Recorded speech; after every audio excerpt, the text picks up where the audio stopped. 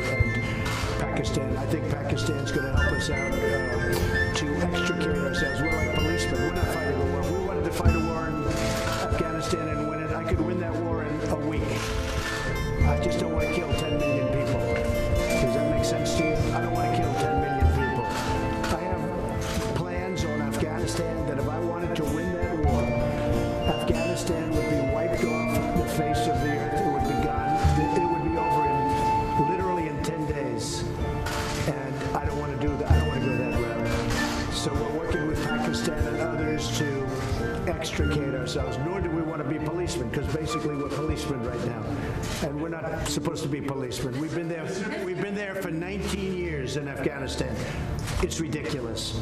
And I think Pakistan helps us with that because we don't want to stay as policemen. But if we wanted to, we could win that war. I have a plan that would win that war in a very short period of time. You understand that better than anybody.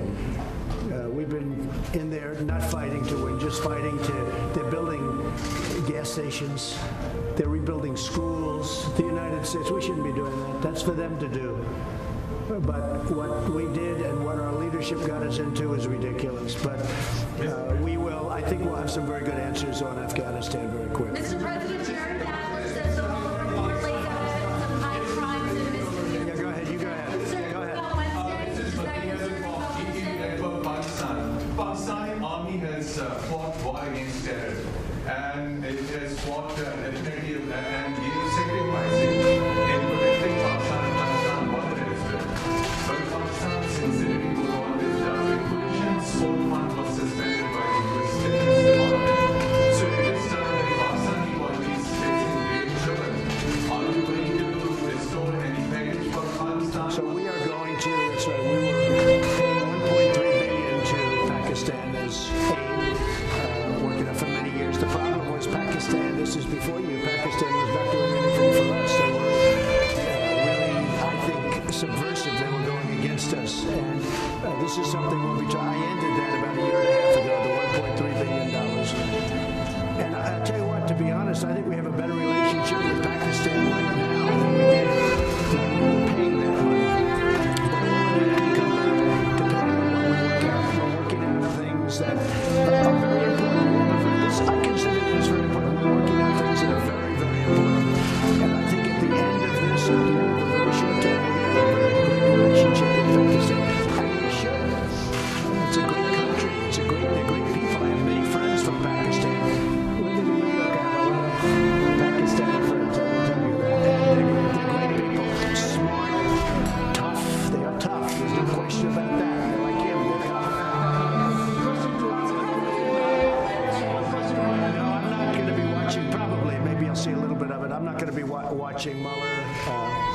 because you can't take all those bites out of the apple.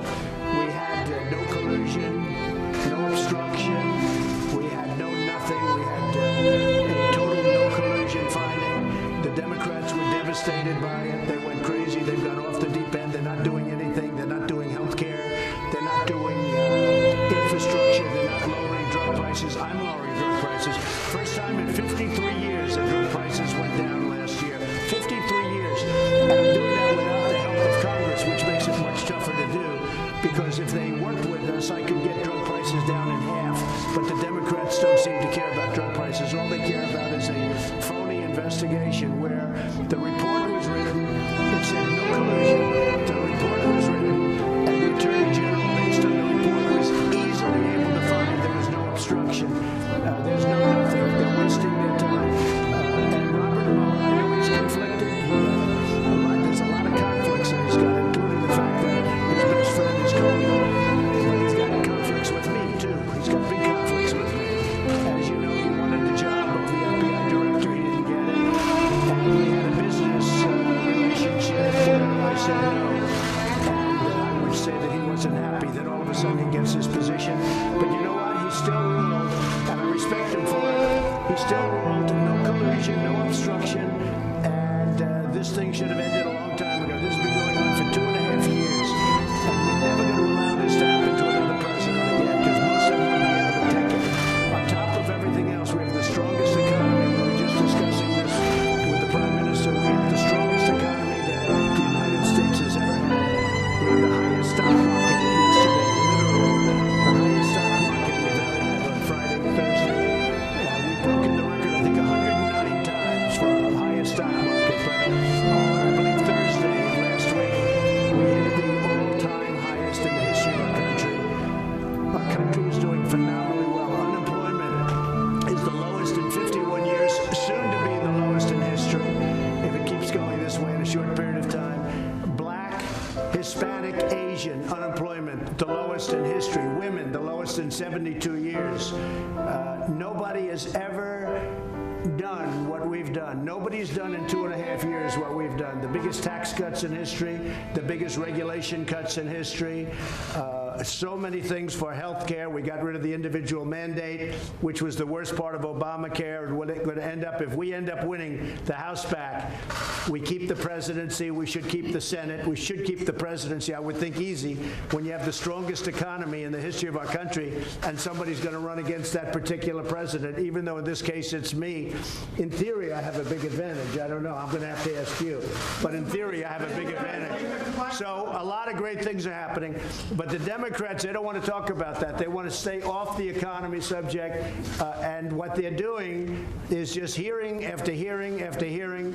It's nonsense, okay? They tried an impeachment vote, and they got slaughtered last week. They got absolutely slaughtered. It was the most ridiculous. I didn't even know they were going to do it.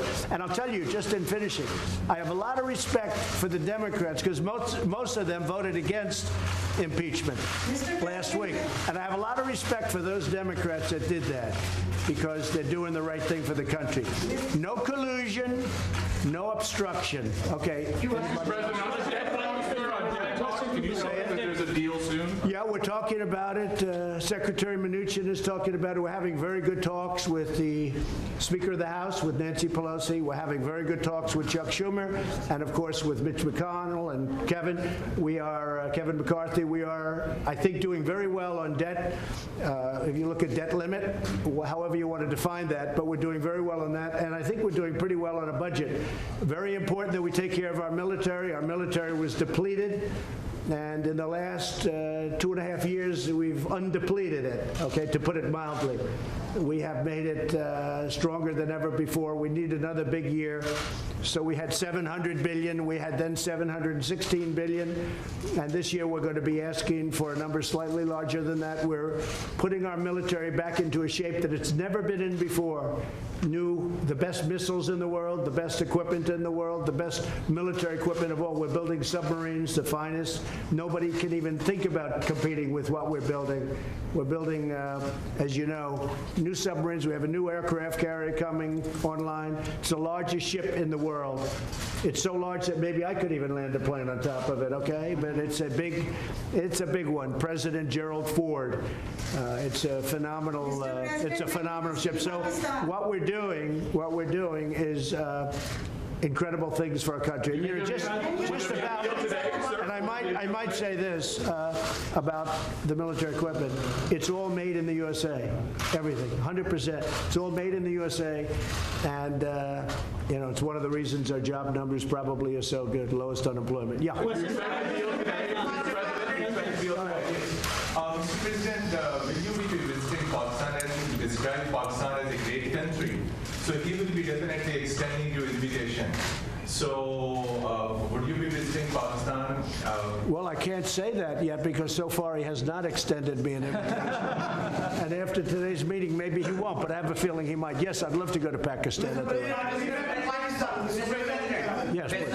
Behzad Salimi here from Pakistani news channel Akhtar. Is there any exact date or time frame of U.S. troops withdrawal is under consideration at your administration? Are you talking about from Afghanistan? Yes. Yeah, we have already withdrawn quite a few, and we're doing it very slowly, very safely, and we're working with Pakistan and with, as you know, we're negotiating with the Taliban, and we are doing, I think, very well in that regard. Again, it's something that we could do. We could go one of two ways. We could do a number the likes of which they've never seen before and win it very quickly. I don't want to do that. I don't want to do that because you're talking about millions of people, and I don't want to do that. And we're working with Pakistan on getting a solution. And I think it's being worked very well. Wouldn't you say so, Will there Mr. still be President? troops there? Will there be troops there on which day in Afghanistan? Well, I don't know. We're moving a lot of them out, and want them to be gone? we've done what we were supposed to do. We've been there for 19 years, and we've acted as policemen, not soldiers. And again, if we wanted to be soldiers, it would be over in 10 days, 1 week to 10 days if we wanted to. But I have not chosen that. Why would we kill millions of people? It wouldn't be fair. In terms of humanity, it wouldn't be fair. So we're doing very well, and I think that Pakistan is going to be a big help. What role do you see for India in Say it. What role do you see for India in Afghanistan? And Mr. Prime Minister, same question to you. What does India has a role to bring peace in Afghanistan? You see, this is the closest we've been to a peace deal in Afghanistan. Yeah. And there is no military solution in Afghanistan. There is no military solution because, as Mr. President says, if you go all out military, there will be millions and millions of people who would die. So there is only one solution. And I feel, and I think we will discuss this, it's the closest we have been to a peace deal. And we hope that in the coming days, we will be able to urge the Taliban to speak to the Afghan government and come to a settlement, a political solution. And what the Prime Minister, what the Prime Minister just said is a very big story, and that's 100% true. We've made a lot of progress over the last couple of weeks, and Pakistan has helped us with that progress. But a lot of great things are happening. A lot of things are happening for the United States, and I think a lot of great things are going to be happening for Pakistan, too, under your leadership. I really feel that. Thank you. Okay. Mr. President, are we closer to negotiations or to armed conflict? I think Iran doesn't know where they are. I've been watching and reading a lot of reports, and right now they're a very mixed up country. They don't know whether they're coming or going. They have tremendous problems economically. Their country's in turmoil. They're having demonstrations all over Iran. Their inflation rate's at 75%. They have a lot of problems. So whatever it is, it is. I'm just going to sit back and wait. Let's see what happens. But I will say they are doing very poorly as a country, and we'll see what happens. We did actually, because they said no, and it's a religious country or religious leaders, but they lie a lot. We did shoot down. Unfortunately, we had to shoot down a drone. The drone came down. You know how it came down with a new technology that's actually quite amazing. But we took down one of their drones. Instead of saying, yeah, that happened, they lie. They say it didn't happen. So we have, there's a lot of proof. It's called, take a look at it on the ocean floor. Just go down there, take your scuba gear and go down there. One of you would do that, I know. But we took down a drone. I think very importantly, I read a report today about CIA. That's totally a false story. That's another lie. They put out propaganda. They put out lies. I don't think Pakistan would ever do a thing like that, right? Definitely not. Pakistan never lies. Definitely not. But Iran does, unfortunately. So let's see what happens with Iran. We are ready for the absolute worst, and we're ready for sense too. But we are very geared up, and if they are really the #1 state of terror in the world. Now, I have to say they've pulled back because their money is running very low. The deal that President Obama made was a disaster because it was such a short term. It didn't cover ballistic missiles, and they couldn't see the important sites. Under this, you couldn't inspect the important sites. There were many things wrong. And of course, they gave $150 billion plus $1.8 billion in green, beautiful cash. That's called many plane loads of cash. I think Pakistan would like to have some of that cash. But they gave $1.8 billion in cash, which is unthinkable. And instead of being respectful and thankful, which frankly they should have been to the United States and to President Obama for making that ridiculous deal, instead of being respectful, they put their finger up in the air, and this finger, the thumb, they put their finger up in the air and they disrespected the United States. They shouldn't have done that. That was a big mistake. One of the best things I've done is terminate that ridiculous deal. If they want to make a deal, frankly, it's getting harder for me to want to make a deal with Iran because they behave very badly. They're saying bad things. And I'll tell you, it could go either way, very easily, very easily. And I'm okay either way it goes. Yeah, go ahead. Are you from Pakistan? Yeah, I'm from Pakistan. Good. I want a couple of Pakistani reports. Yeah. I like them much better than our reports. Question, 92 News, Khurram Shahzad. Question is, what do you think Pakistan could not deliver in 18 years, and you have so much hope now that it could deliver? What are those things that Pakistan... You mean what they didn't do to end the war? 18 years? Well, I don't think Pakistan, look, I don't think Pakistan respected the United States. I don't think Pakistan respected its presidents. And I think Pakistan could have done a lot. I think Pakistan can do a tremendous amount with respect to Afghanistan. They didn't do it, and I don't blame them because they were dealing with the wrong president. Who knows? But I think Pakistan could have done, they're helping us a lot now. I think they could have helped us a lot in the past, but it doesn't matter. We have a new leader. He's going to be a great leader of Pakistan. And we have a new leader here, sort of new. I'm 2.5 years now, getting to be 3 years. Can you believe it? You're going to find time flies. But no, I think Pakistan could have done a lot, but they chose not to. And that's because they did not respect U.S. leadership. That's all. Well, I'll let you know that very quickly. I'll let you know. I mean, I'm going to know soon. It's not going to be like a long-term thing. I figure things out very quickly. So the question was, that's probably the best question you've asked in a long time. First time, she's always asking Mueller. She's been asking this Mueller thing for 3 years. It's your best question. So I have to focus on that because that's such a great question. I think Pakistan is going to do a lot. I really do. I think Pakistan is going to make a big difference. I think Pakistan will save millions of lives in Afghanistan because I really believe they have a power that other nations don't have with respect to Afghanistan. And I will say, as of this moment, they're working very hard and very nicely with us. Protesters in Hong Kong and these ongoing protests being beaten by gangs and potentially the Hong Kong and Chinese governments sort of looking the other way and allowing these peaceful protesters to be beaten. Have you seen any of that footage? Have you been briefed on any of that? Well, I have. In China? You know, I know President Xi. We're working on trade deals right now. We'll see what happens. Meantime, they're paying us billions and billions of dollars of tariffs, which is fine with me. But I know that they're working. I know that's a very important important situation for President Xi. And, you know, you could say what you said, but you could also say that he has allowed that to go on for a long time. And you know, it's been relatively, I think it's been relatively nonviolent. Do you believe the protesters should be allowed to protest on the streets in Hong Kong as they've been? Well, they are. I mean, they are. I don't think China stopped them. China could stop them if they wanted. I think that, again, I'm not involved in it very much, but I think President Xi of China has acted responsibly, very responsibly. They've been out there protesting for a long time. I've never seen protests like it where you have that many people. It looks like 2 million people. Those are big protests.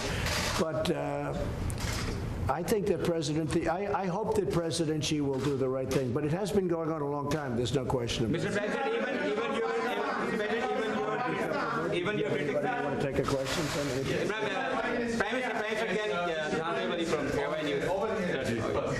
Mr. Prime Minister, Mr. President made good remarks about Pakistan and said that Pakistan can help a lot to end the violence in Afghanistan. The dialogue process and reconciliation process. So what really Pakistan can do to bring peace, because you're also accompanied by your Deputy Commander General Bajwa and other security team. So what solution Pakistan, what strategy paper you have to push forward the peace and reconciliation process in Afghanistan and assurances to the U.S.? Yes. Number one, this is the longest war that the United States has ever fought. It's almost 19 years.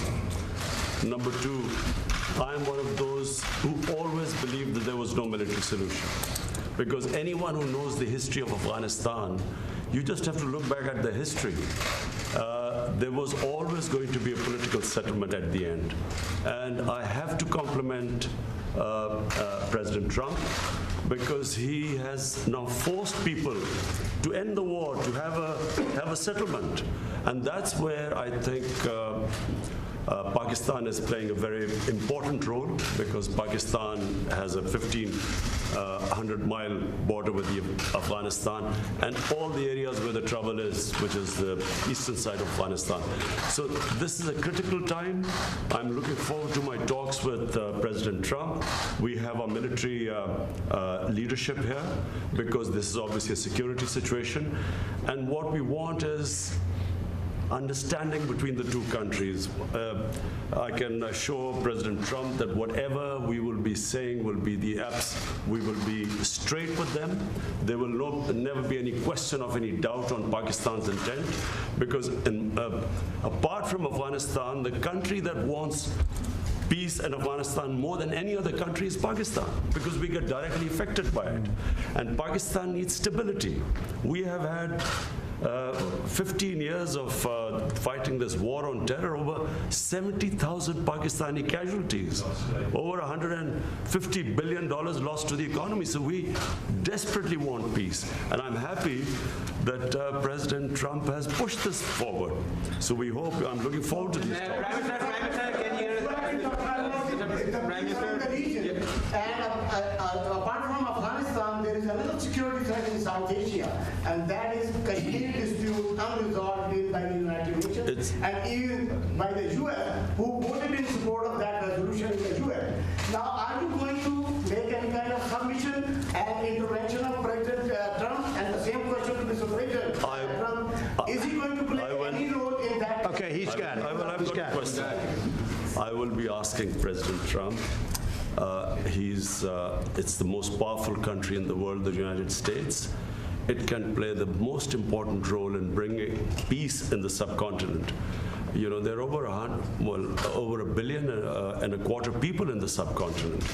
They are held hostage to the issue of Kashmir, and I feel that only the most powerful state, headed by President Trump, can bring the two countries together. From my point, I can tell you, we have tried our best. We've made all overtures to India to start dialogue, resolve our differences through dialogue. But unfortunately, we haven't made headways as yet. But I'm hoping that President Trump would push this process. So I was with Prime Minister Modi 2 weeks ago, and we talked about this subject. And he actually said, "Would you like to be a mediator or arbitrator?" I said, "Where?" He said, "Kashmir." because this has been going on for many, many years. I was surprised at how long it's been going on a long time. 70 years. I think they'd like to see it resolved, and I think you'd like to see it resolved. And if I can help, I would love to be a mediator. It shouldn't be, I mean, it's impossible to believe two incredible countries that are very, very smart, with very smart leadership, can't solve a problem like that. But if you would want me to mediate or arbitrate, I would be willing to do that. President, I can tell you that right now, you will have the prayers of over 1 billion people if you can mediate and resolve this It issue. should be resolved. So, but he asked me the same thing, so I think there's something. So maybe we'll speak to him, or I'll speak to him, and we'll see if we can do something. Mr. President, even your Because I've heard so much about Kashmir. Yes. Such a beautiful name. It's supposed to be such a beautiful part of the world, but right now there's just bombs all over the place. They say everywhere you go you have bombs, and it's a terrible situation. Been going on for many years. If I can do anything to help that, let me know. Let me give you one thing on Afghanistan as an example. So a lot of you don't know this, but we dropped the largest non-nuclear bomb ever built in history. We dropped it in Afghanistan. We were getting ready to make many of those bombs. This left a hole that was, it took out a lot of the tunnels and everything else, but it left a hole in the earth that looked like the moon. It looked like a crater from the moon, still there. Nobody's ever seen anything like it. People heard it 15 miles away. They said, what was that? It shook the earth. Non-nuclear, the largest ever made by far. And they were going to make many of them. And I said, no, we don't have to. I don't want to drop that. I don't want to do that. So many easy solutions. That's actually the easy solution. And they'd come in and they'd say, let's have peace, but you don't have to do that. I think we're going to be very successful without having to go that route. And I have tremendous confidence in the Prime Minister. All right, one or two more. Go ahead. Go ahead, please. I'm going to raise the issue of topic in a treaty with Ian Khan and Ian, President, to you regarding the freedom of the press in Pakistan. There are a lot of curbs on the freedom of press, on the media, on the journalists. Can you comment on that? Go ahead. Pakistan press, to call Pakistan press as if there are curbs on it. Pakistan has one of the freest presses in the world. All you have to do is, since I've been the Prime Minister in the last 10 months, I mean, the criticism I have received from my own press, unprecedented. So to say that there are curbs on Pakistan press is a joke. When you say unprecedented, it can't, wait a minute, wait. There's no way you're treated worse than I am. Mr. Prime Minister, you are fighting, Mr. Prime Minister. You're going to have to speak because I didn't hear your words. Yeah, the question was, are you going to raise the issue of the freedom or the release of Dr. Freedom of the press? Dr. Oh, yes. The doctor who helped... We will do that. We will. We're talking about hostages. We're talking about hostages being held in various places. I've had very good luck with hostages, with North Korea, with many places. They've treated us with respect, and I appreciate it. It made a big difference. We have 2 or 3 hostages that we're talking about. That's one of the gentlemen that we have heard about, and we will be discussing that with many other subjects. Yes, we will. And President Trump, just a minute, President Trump, and we will be giving you good news about the 2 hostages in advance. Thank you. Mr. Prime Minister, you are fighting.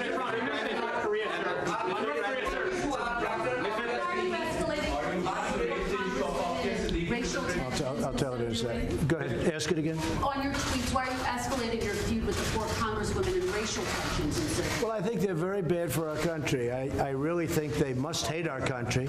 I think the 4 congressmen we're talking about, the congresswomen, what they've said about Israel, what they've said about our country, when they talk about disgusting people, when they talk the way they talk, when the one mentioned that brown people should speak for brown people, and Muslim people should speak for Muslim people. And you hear all this. It's not what our country is all about. No, I think they're very bad for our country. I think they're very bad for the Democrat Party. I think you see that. And they're pulling the Democrats way left. Nobody knows how to handle them. I feel they're easy to handle. To me, they're easy to handle because they're just out there. They're very bad for our country, absolutely. No, I don't think, no racial tension. No, there's no racial tension. Look, I had my best numbers recently, and it's because of the economy and what I've done for the African American. When you look at the African Americans are doing better than they've ever done in our country. We're creating numbers. Look at the poverty numbers. Look at so many different, look at the unemployment numbers, the best they've ever had. No, we have fantastic relationships with the African American community. I think you'll see that. Certainly you're going to see that in 2020, I believe. Even your critics say that you are going to win the 2020 elections, and you are obviously very confident about that. Same thing for Imran Khan. Sir, you are also having a big war against corruption in Pakistan. So can you just give us a little comment on that? Well, I think he's going to win, and I think what's going to happen, of course, he's got a little ways to wait. But I'll go over, I'm going to campaign for you. I'm going to help him with this case. War against corruption. Can you please comment on that? Ali Imran, representing Associated Press of Pakistan. Prime Minister Imran Khan has said that Pakistan is looking for trade and economic relationships and investment in Pakistan. Are you willing to do that? Yes. Because many experts say that economic prosperity is the best antidote to extremism and militancy. I agree, and I think that's very true, and it's actually a very good question. The answer is yes. I see great trade with Pakistan, and I'm not talking about a little bit more. I'm talking about we could go 10 and even 20 times what we're doing right now. You know, Pakistan's a big country. It's actually a very big country, and they have tremendous product. They make great product.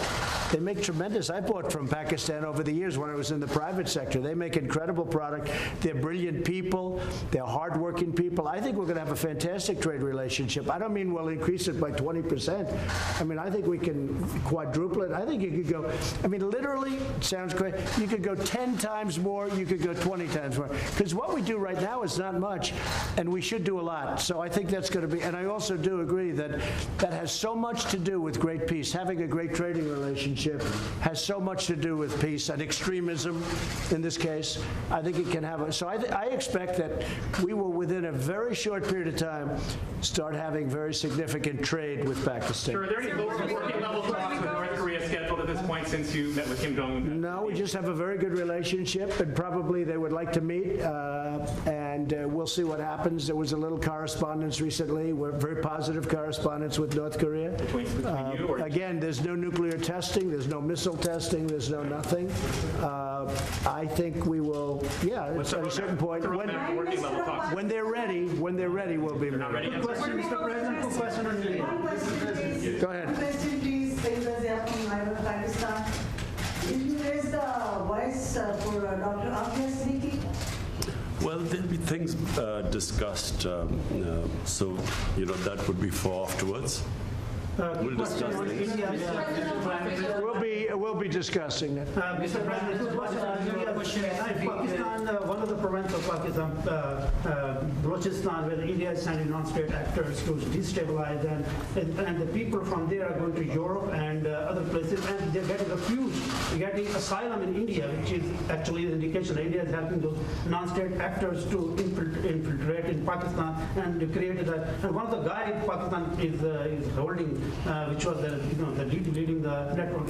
So do you think that the U.S. will be playing a role in stopping India to, I think I can very well. I have a very good relationship with Prime Minister Modi, and I think we're going to have a phenomenal relationship with the Prime Minister of Pakistan. I do think that it's a two-way street. You know, you say India's coming in and destabilizing Pakistan, but India is saying that Pakistan's coming in and destabilizing. So there's a lot of room right there where we can meet. I think we can meet. You had a question on Puerto Rico? Step down right now. Did he step down? Oh. Look, he's a terrible governor.